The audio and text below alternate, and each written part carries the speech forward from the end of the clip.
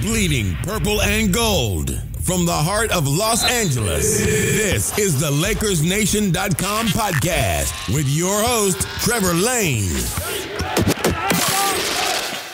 Welcome to the show. As always, we are powered by CLNS Media and LakersNation.com, your one-stop shop for all things Lakers. Today's show is brought to you by Simple Contacts. Head over to simplecontacts.com/LakersNation and get $30 off your next order of contact lenses. Fantastic deal. Definitely recommend them. Go check it out. simplecontacts.com/LakersNation. The Los Angeles Lakers are heading into one of the most important summers in recent memory. They have a ton of cap space to spend, a lot of targets in free agency, a lot of things going on the trade market as well. They have this young team they're building around, so there's a lot to sort through. Brought in Corey Hansford from Lakers Nation to help break it all down. Corey, thanks so much for jumping on here. Always good to be on when the basketball gods permit us to come together without any acts of basketball god craziness. Yes, yeah, we're going to have to keep our fingers crossed and hope that there's no crazy power outages or anything like that we've dealt with in the past. For sure, definitely. Fingers, toes, arms, everything. Yes, yeah, I'll cross them all right now. All right, man, so at this point, the Los Angeles Lakers, we know that they're going to try to do some things to improve the roster this summer. We've heard all this stuff about LeBron James. We've heard all this stuff about Paul George. But for the most part, it seemed like they were going to keep their young core intact unless somebody blew them away with a crazy offer. And then this week we heard this story that the Lakers are actually not making anyone untouchable in trade talks. What do you think about this? Is that the right move? I saw a lot of backlash online where a lot of fans were saying, don't trade these young guys. I mean, and that's normal in the, when you're in the moment to, you get very, very caught up, emotionally attached and you grow with these young guys and you don't want to see them go elsewhere. Personally, you won't find a bigger Brandon Ingram fan than me. I love him, but, no one should be untouchable at this point because no one has shown themselves to be a surefire, bona fide superstar at this point. And if the right deal comes along and you're talking about getting someone like a Kawhi Leonard, getting someone like a Kyrie Irving or someone of that magnitude, yes, I've got news for you. You're not getting a Kawhi Leonard if you're not willing to part with a Brandon Ingram or a Kyle Kuzma, or a Lonzo Ball. That's just the way it is. Now, if we're talking about grabbing someone else, then, some mid-tier guy or just another potential person that's at the same level as the guys we already have, then, yeah, that would be stupid. But, if you're talking about getting a superstar, or, a major piece, you have to be open to getting rid of one of these young guys. And you look back in the past, as much as we fantasize about those mid-90 teams, Eddie Jones is probably one of the 10 most popular Lakers of the last 30 years. Absolutely. Very few people got as many chances as Eddie Jones. He was at an all-star level at the time that the Lakers traded him. But guess what? The Lakers dealt him to make room for another young promising guy by the name of Kobe Bryant, and B, that trade brought in Glenn Rice, who was a crucial piece to winning that first championship in 2000. So when the right deal comes along, sometimes you have to get rid of these guys, regardless of how attached you are. And as much as we don't want to see an Ingram or a Kuzma or a Lonzo or a Hart traded, if that right deal comes along, you have to prepare yourself and be open to dealing some guys like this. Sure, yeah. I mean, if there's a way to go out there and get, say, like an Anthony Davis, then, of course, you've got to be willing to sacrifice some of those pieces. But if it's Drew Holiday, then that's a totally different story, right? Exactly. If I'm getting to Drew Holiday, exactly. There's literally a perfect analogy there. Anthony Davis, sorry, Kuzma, you got to go because Anthony Davis is an alien. But if it's someone like a Holiday or, one of those guys like that at that level, then, yeah, I'd rather just take my chances and see what the young guys are gonna become ultimately in the future. Now, of these young guys, you said nobody is really on that superstar track just yet. There's nobody that you can point to and say, okay, that guy is going to dominate the league someday. But who's closest at this point? Which of those, the young core, do you think is closest to actually hitting that star level? For me, it's Ingram, and it's because of his all-around game. Kuzma definitely has the mentality of that superstar guy. He's not scared. He's not afraid of anything. But he's still, for the most part, though he did improve nearing the end of the year, he's still mainly a scorer at this point. Whereas Ingram has shown that not only can he score at a pretty good clip, but he also rebounds pretty well for his position. He's a great defender who can guard multiple guys. And when the Lakers needed him to, he switched over to point guard and was able to play point guard and create for himself and others, and really helped get the Lakers out of a rut, especially with Lonzo Ball out. So to me, Ingram is still at the top of that list, just ahead of Kuzma. But with Kuzma's scoring ability and that mentality and that work ethic, he could easily become the guy as well. So from what I can infer, that means that on your list you would have Ingram, then Kuzma, and then Lonzo would be third, like a distant third, or where does he sit? Not a distant third, a solid, a clear third, but I wouldn't say distant. For me, Lonzo has shown the impact he can make, and he's one of those guys where, if you're expecting him to come out and put 20-something points a game up, then you're looking at the wrong guy. But the impact that Lonzo makes, it was clear as day from the moment he was on the court to the moment, the times where he was hurt. And the thing with Lonzo is that the things that he needs to improve are all things that can be worked on. You need to get a better handle, that can be worked on. A more consistent jumper, a mid-range, a floater. These are things that can be worked on. But the intangibles, the ability to not turn the ball over despite ridiculous pressure, his instincts, his passing ability, those are things that you either have or you don't. And he has those things. And that's why he is, still a promising prospect, even though he had some pretty obvious struggles as a rookie. Even still, third for now, but depending on what he works on and how he comes back this summer, he could easily vault to the top of the list because of everything that he's already bringing to the table. Now, Corey, let's say the Lakers do land one of these stars this summer. Let's say they get a Paul George, they get a LeBron James, somebody like that. Does that necessarily mean that they have to jettison guys like Ball and Ingram and Kuzma and try to get win-now pieces? Or do you think that at this point, the Boston Celtics model has proven to work, where you take a guy like a superstar like Kyrie and then you surround him by young players? Do you think that's a viable option for the Lakers? Or is it if they get one of these guys, then they've got to go all in and try to win now? I definitely think it's a possibility that, but it depends on who's available and what kind of players are you getting. Don't jettison all of your, couple of young guys for some mid-level win now guys. Now, once again, if you're going out and you're getting a Kawhi Leonard, that's one thing. But if you're going out and getting for instance, a Paul Millsap or someone who's good but not another star per se, then you're probably better off going with the young guys, because as Boston has shown, young guys can, with Tatum, with Jaylen Brown, we saw Donovan Mitchell earlier in the playoffs. We've seen guys be able to step up and produce, with the lights are brightest in the playoffs. And not only that, a difference with these Laker young guys as opposed to some of the other young teams that we've seen, and just some of the teams still there, is that these Lakers players, these young guys, they can create for themselves and others. That's been one of the issues that you've seen a lot, especially with Cleveland or with the Houston role players, that most of them are very, very reliant on LeBron or on Harden and Paul to get them shots. And when they get put in the position where they need to kind of, make plays for themselves, it's a struggle.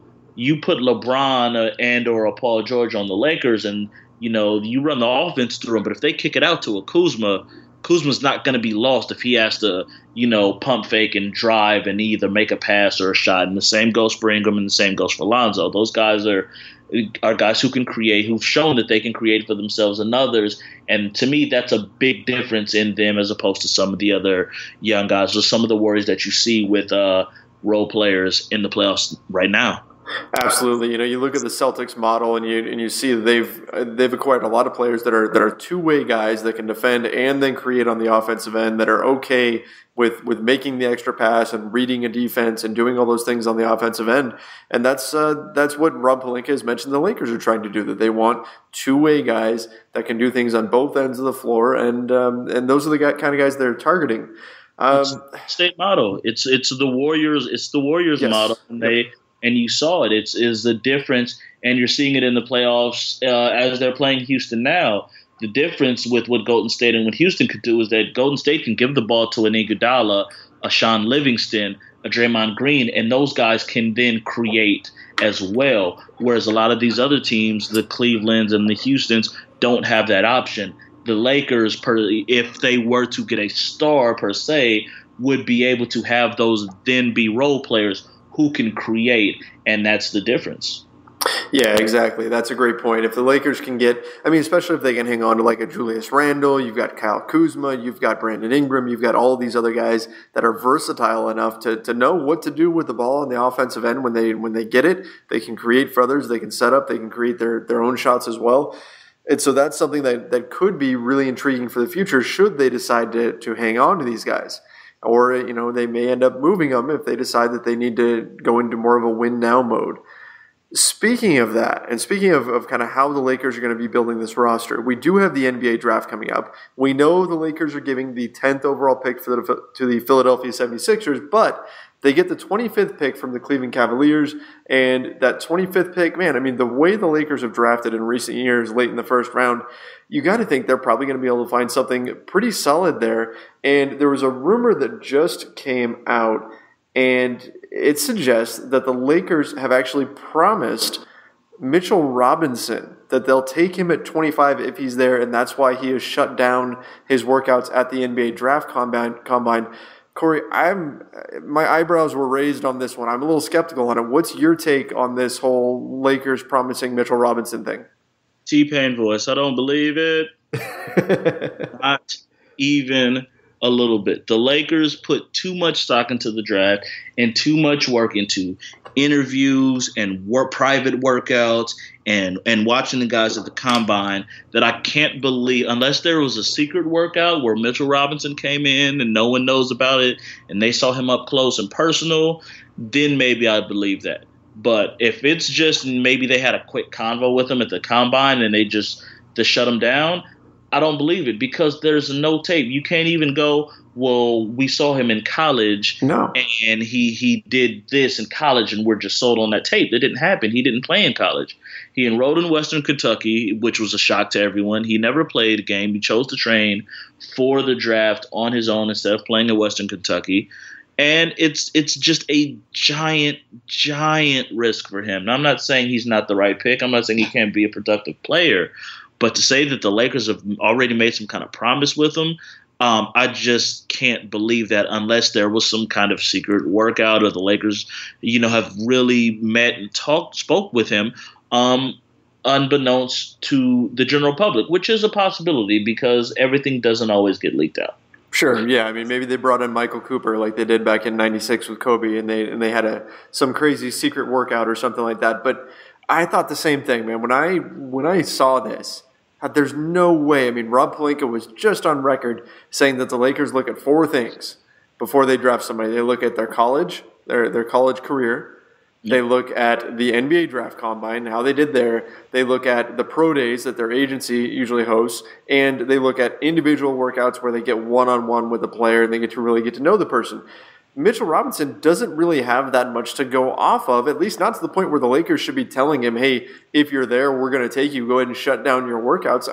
They're not even done doing all of their homework on the rest of the guys out there. So unless they had some secret workout with him and he was like the next Shaq or something like that, I can't believe it. I think that what's happening here is Mitchell Robinson or somebody associated with him is wanting to get his name out. And this is my guess here. But is wanting to get his name out there. All you got to do is attach somebody to the Lakers, and that'll instantly get a lot of publicity and a lot of coverage. And so I think that's kind of what's going on right now.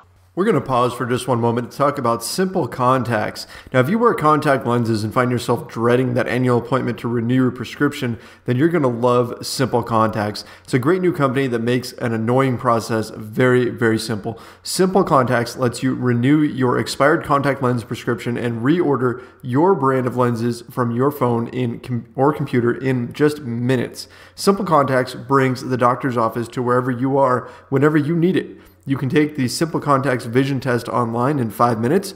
A real doctor will review it and renew your prescription. You save time, save money, and save yourself a headache.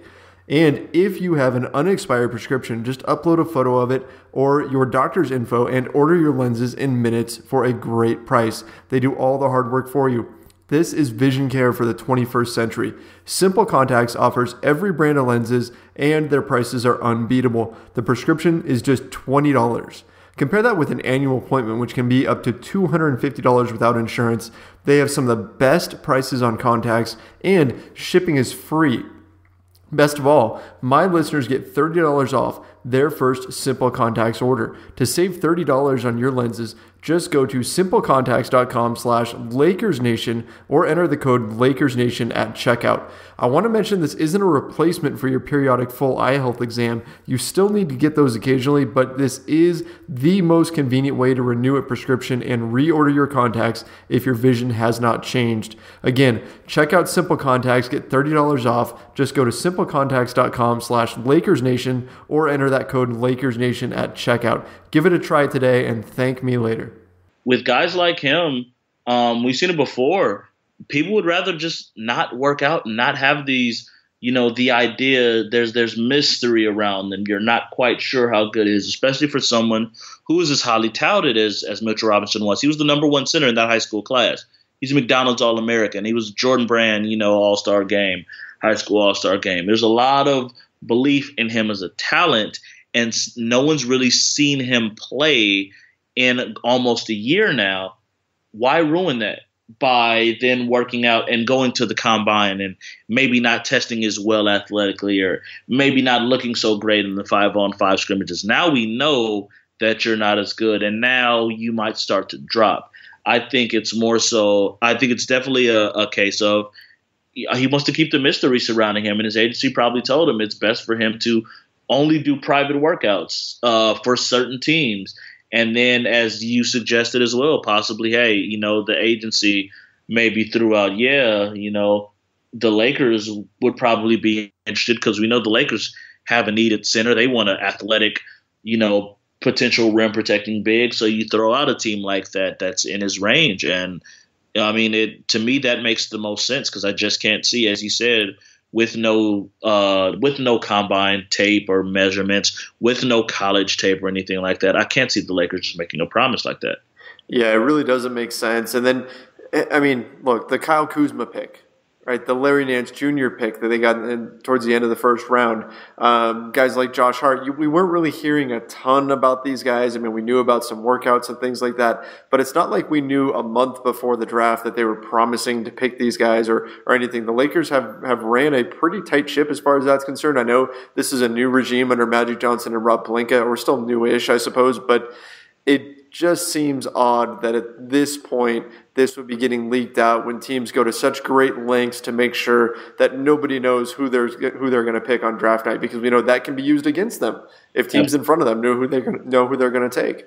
Absolutely. And the thing with Kuzma was that if you remember last year, there was, following the combine, as like you said, the things that Pelinka and this regime looks at following the combine, there then became a lot of buzz surrounding Kuzma. And the Lakers were mentioned as a team who could be interested in him, but it was based on what he had done there. Right. It was based on solidly. They saw him at the combine, and then they brought him in. And then there was like the Lakers could be really looking at Kuzma. They're really intrigued with Kuzma, and that turned out to be the case. But there was something behind it that we all saw. He did the scrimmages at the combine. The Lakers did bring him in, and it was known that they had brought him in beforehand. So that makes a lot more sense. With Robinson, it's just so much of a mystery that it's hard to take it for sure. And that's not to say that they won't ultimately end up drafting him, because they can still bring him in for a workout. And he could turn out to be the guy that they want. As everyone is kind of looking for that Clint Capella type of rim running defensive, rim protecting center, he measures and athletically is that part. But there just isn't enough evidence to me that the Lakers are just definitely like, we're promising him. It's a done deal. So if they do end up taking him, this is a guy that you said, Clint Capella. He's kind of in that mold. He's the kind of guy that can get out and run the floor and defend the paint and all that kind of stuff. What about his outside shot? I've seen a number of different reports that, say that he's maybe worked out to the 3-point line. He can actually hit those a little bit. Is that something, do you think that's a factor for the Lakers, or where does this guy measure up? I don't know if he's necessarily one of the guys that's going to stretch the floor. I think he's more in that mode of like a Capella, a Hassan Whiteside, a DeAndre Jordan. He's measured in 2017, I believe, at either 6'11" or legit 7 feet, about 220 pounds in that range, 7'4" wingspan. He's a big kid, but he's a really, really good athlete. As far as stepping out and consistently hitting threes and hitting jumpers, I don't think that's really his game. It's more of that athletic, fast, run the floor, protect the rim, throw down lobs, finish around the rim, crash the glass, big man. And that's a very important thing, especially if he can switch out on defense onto perimeter guys, and that's something that he seemed to be able to do in high school as a senior. But once again, it's been a year since we've seen him. There's so much mystery surrounding him that you're really taking a huge, huge risk on him. Right. Yeah. From what I've read about him, he came into basketball kind of late, didn't really start playing until it was around 8th grade or so that he first picked up a basketball. He wasn't like a standout player or anything as a freshman or sophomore in high school, but then the game kind of clicked with him and he just took off as a junior, as a senior, and then he became, he really burst onto the scene. So you never know. I mean, this is a guy who could just be improving at a meteoric rate, could just be going up, up, up, up, up. And maybe the Lakers have stumbled upon something. But again, if they did, then this rumor getting out here now is bad news for them because then everyone knows about it. So again, like you said, Corey, I'm having a hard time believing it, and I guess we'll have to wait till draft day to really see. But for right now, I'm certainly skeptical about this. Agreed. Very skeptical, and who knows what's actually going to happen when you're picking at 25. There's so many things that can happen in the draft ahead of you, trades, and who knows who really has eyes. How many times have we seen someone that we thought was a fringe first-round guy, and he ends up getting taken 15th or 16th, and someone that we thought was late lottery between 10 and 12 drops to 21 or 22. You never know what's going to happen. It's a giant crapshoot, and there could be guys that the Lakers didn't expect to be there who are there, and there can be guys who were expected that are gone 10 picks earlier. So who knows what ultimately is going to happen. Yeah, and you know what, Corey, I'm going to put this out there. At this stage, given the Lakers' recent history in the draft, whoever they take, I'm just going to assume that was the right guy. Because when they picked Larry Nance Jr., I wasn't too pleased. I thought that was a bad pick. He had been projected to go much later in the draft. Same thing with Kyle Kuzma, and yet every single time they pick somebody at the end of the first round, it's kind of a surprise, and I'm always proven wrong. Anytime anybody says it ends up being it was a bad pick, they wound up finding a diamond in the rough type player. So at this point, whoever they take, I think we just need to assume that that's the right player until proven otherwise. Absolutely, and especially with the Nance thing, not only was he a shock pick, but then those tweets about when he was in college and about Kobe came out right after as well. He was not liked at all when he was drafted, and all it took was a couple summer league games to open everyone's eyes, and then he became absolutely beloved by Lakers fans. So you never know. Like you said, there's still so much time. You still got a good month. Plenty of workouts are still going to happen, and we'll see what eventually comes out. And, maybe it is Mitchell Robinson. Maybe it's someone we haven't thought about. Who knows? But like you said, at this moment, the Lakers have kind of earned that credibility that you believe they can find someone who, even if you're not going to get a star, you can't expect to find someone like Kuzma who looks like he could be a true, actual star player with with the 27th pick. But being able to find a real NBA rotation contributor at 25, it seems like the Lakers should be able to do it because they've done it so many times in the past already. Yep. Yeah, just got to have faith that they're going to be able to find that piece that's going to fit in and work with their team and maybe in purple and gold for a long, long time. Well, Corey, I think we should wrap it up there. Man, thanks so much for coming on, and glad we got through the whole show without any crazy technical difficulties. That's 2 in a row. Two in a row. Now, So maybe the basketball gods are finally seeing something with us, and we can get this going more often. I'm proud that everything's holding up right now. Yeah, definitely. Let's hope for continued good luck, and we'll definitely have to make this more of a regular thing. Absolutely, sounds like a plan. All right, thanks a lot. That was Corey Hansford of LakersNation.com. Go follow him on Twitter at @TheCoreyH, TheCoreyH. Always a great follow on there. He has a good time clowning anybody that tries to come at him with poor Lakers takes. So that's going to about wrap things up for us today. Again, you can follow me on Twitter at Trevor_Lane, and make sure you head over to LakersNation.com for all the latest breaking Lakers news. We'll be back next Monday with a new show. See ya.